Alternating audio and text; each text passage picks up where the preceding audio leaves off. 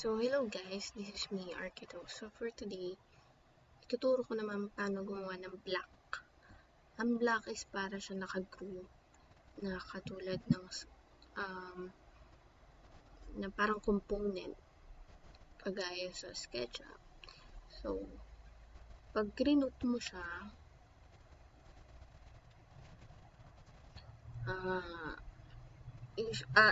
ibablock mo siya. So, ang gagawin mo, click mo yung object or B, shortcut, then type mo, cabinet. Magawa ka ng cabinet, then select mo yung object, kunyari ito, whole cabinet, then space or enter, then selected na siya. So, ito na lang, retain, convert to block, or delete. Diba? Convert to block tayo. Pag delete kasi, pagka-click mo ng okay, nadidelete yung block. Yes, tapos mag-insert ka na lang ng block ulit.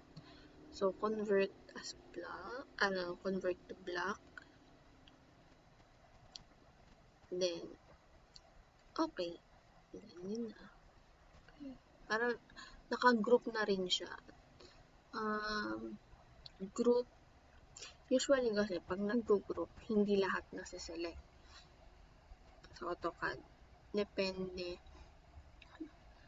Dito kasi sa 2017, trinay ko mag-group, pero hindi lahat ng object nasa-select. But dun sa 2018, pag ako nag-group ko lahat. So, usually, ginagawa ko na lang is nagbablock na lang ako pag hindi gumagana yung group. So, binablock ko na lang siya para hindi na magalaw yung object.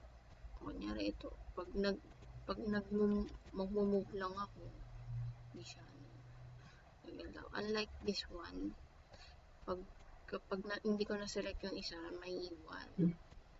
So, then, yun lang. And thank you. Sana may natutunan kayo. And watch nyo lang yung iba kong videos regarding sa Autocad, SketchUp, mga tutorials. Yun lang. Thank you.